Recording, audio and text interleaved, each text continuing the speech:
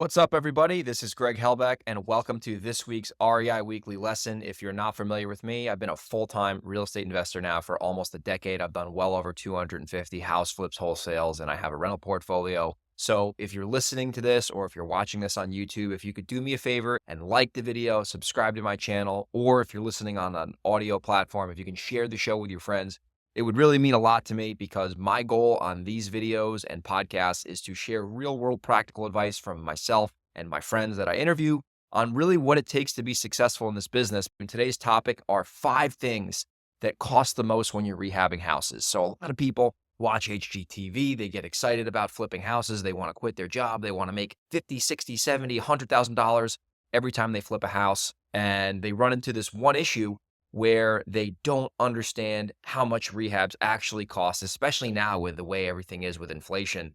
Rehabs are expensive. I mean, they've gone up drastically over the last 5, 10 years. So today I'm going to share with you the top 5 things that usually cost the most when you're flipping houses so you can be aware of them and really understand how to put them into your budget so you don't end up going way over budget and not making any money, or potentially, hopefully you don't lose any money, because I've lost money rehabbing houses and it's terrible.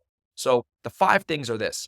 Number 1, foundation. Number 2, the electric. Number 3, plumbing/HVAC. Number 4, roof. And number 5, septic/sewer. So I'm going to cover these individually. Now, let's start with the first one, foundation, right? This is a serious matter because you could have the best house in the world. It could look beautiful inside, but if it's got a bad foundation, nobody's going to want to buy it. Nobody's going to want to rent it, and you're going to be in trouble. So foundations are really, really tricky because it depends on where you are in the country. There's some areas where there's more foundation issues than others. Like, for example, Texas, some parts of San Diego, when I used to live there were certain pockets of that county that had really bad foundation issues because of the way the houses would settle on the ground. So when you're dealing with a foundation issue, number one, you need to get an expert involved. You can't just eyeball it and think you know what you're doing. You got to get a structural engineer involved who specifically specializes in foundations to really give you an accurate estimate on the repairs. Because there's a lot of times where people see houses and they might have foundation issues and they might think the foundation issue is like, oh my God, this is to fix. But at the end of the day,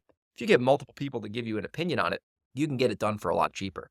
And then there's other situations where you might not think it's a big deal with a foundation and it turns out to be double or triple. So the key when you're dealing with foundations is you got to get a specialist involved to help you with the foundation. You don't just get your regular contractor. You get a foundation expert who is a structural engineer to really help you with the diagnosis and prescription for fixing the foundation. Because like I said earlier, if you don't deal with the foundation and you try to sell that house, a home inspector is going to tear you to shreds and, the buyers are going to walk away. Number 2, the electric I see with older houses. You go into a house, you go in the basement usually, and you see the panel and it's from like 1960 and it's a small little box. Maybe it's a 100 amp service. And you know that electric is going to have to get completely rewired. You're going to have to swap out that whole box. You're going to have to upgrade it. You're going to have to do recessed lighting in the whole house. And usually that's going to require a permit. And I recommend you get a permit for that because electric is dangerous, right? And you got to understand how much that's going to cost. If someone's going to have to rip all the electric out of the house and rewire the whole house inside every single bedroom, it's going to be a lot of money. It's going to be $10,000, $15,000 most likely. So if you have a house you're doing a full renovation on, it usually makes a lot of sense to bake the electric upgrade/rewire into your numbers because that's going to bring a lot of value to the buyers. Because if you have a brand new house that's renovated except for the electric, it's going to be a red flag for not only a home inspector, but a buyer. So get an electrician involved who's licensed, especially in your area, depending on where the property is. Most likely you're going to have to pull permits, which aren't that hard if you have a licensed contractor. They can really help you with that, or you can hire an expediter. And you want to do electric the right way. So if you're going to swap out a panel, you're going to upgrade the electric from maybe 100 amps to 200 amps. At that point, you might as well do recessed lighting in the entire house, which just means instead of having, like, if you walk into a house and you see that there's, like a light switch that's controlling a lamp, that's kind of crappy because that doesn't really make a house, or a room in this case, very bright. What you want to do is you want to have the electrician/contractor install hi-hats, which are basically, it's recessed lighting. They drill into the ceiling, usually like 4 or 5 different holes per room. And then they stick actual electric bulbs in there, and then you can control that from the switch, which makes rooms much brighter. It's easier to sell houses, so electric's a big deal. Third thing, plumbing/HVAC. This is another big ticket item. This really can cost people a lot of money. If you have bad plumbing, whether it's the pipes are old or maybe the boiler is on its last legs, it costs a lot of money, right? And I've done podcast videos with my friend Jeremiah Dalton, who's a rehabbing expert in Long Island, on really how much it costs to rehab houses. And I recommend you check that podcast out if you haven't done so yet. But when you're dealing with HVAC, I mean, usually to replace a full boiler with everything is probably $8,000 to $10,000. If you got to replumb a whole house, I mean, do all new pipes, switch from copper to PEX piping, that's going to cost you $6,000 to $10,000. So you got to understand plumbing is a big deal. It really makes or breaks a house. You could have a great house with bad plumbing, and it's always going to have issues. So when you're dealing with plumbing, once again, you're probably going to have to get permits for that. If you have a good contractor who's licensed, they can really help you with that. But at the end of the day, you can tell right away if there's bad plumbing, if number one, the pipes are leaking or they're bursted, if the house has been sitting vacant. And then, like I said, when you have an old boiler and it's not kicking off heat, usually that means you have to replace the boiler or the furnace, depending on how the house is heated. And, you got to be aware of that. So the fourth item is a roof. This is obvious. If the roof is shot, water's going to get in. When it rains out, it's, impede into the house. So getting a roof done isn't as scary as people think. A lot of people see a bad roof and they freak out. It's like, honestly, like doing a roof is super easy. I did a roof last year. I remember we ripped the whole entire top of the house off and put new plyboard down, and then we put layers on the roof. And usually getting a roof permit isn't that hard because it's very simple. The building department's going to want to have you put certain sheathing on there. They're going to have, the contractor sign off on it. But generally, roofs aren't that cheap. So if you're doing a regular 1,800 square foot house in the Hudson Valley, for example, that roof is probably going to cost you $12,000 to $13,000 usually if you have to do the entire thing. Now, if you just got to put a new layer on the roof, which is usually the case most of the times, like let's say there's one layer and the layer shot of the asphalt roof, you could put a new layer on there for $3,000 or $4,000, maybe $5,000 max. And that will take care of a lot of the issues. So roofs, got to be aware about them. You can get a roofing company or GC can most likely do it. Isn't that scary? You can bang out a roof in a day if you have a good contractor, even if you have to rip the whole thing off and the house is exposed. Not a big deal, but can be expensive. So if you have to put a new roof on your house and you have to rip everything off, I would assume you'd have to budget anywhere from $10,000 to $13,000. Obviously, if it's a bigger house in a more expensive neighborhood, it's going to be way more expensive than that, but I'm talking about cookie cutter houses.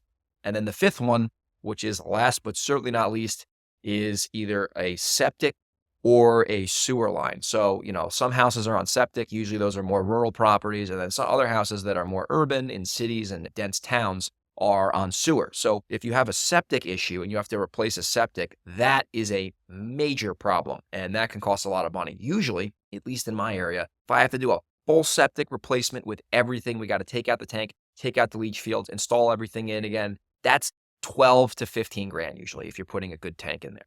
So if you buy a house and you don't run in the numbers that you might have to replace the septic, you can really start to eat into your profits. Now, another thing people don't understand, and I've had this bite me in the butt twice now, is, people think if houses are on sewer, it's no big deal. Now, if you have a vacant house that's been sitting for a while or a house that's just in really poor condition and it's on sewer, sometimes what happens is if you don't do a sewer scope, which is when you hire a company to go out and basically stick a camera down the sewer pipe, a lot of the times you can miss big issues. Like, for example, I had a property one time in California where there was a tree growing through the sewer pipe. So we had to give the buyer a big credit to fix that. And that's something people don't realize. They think, oh, it's on sewer, no big deal, who cares?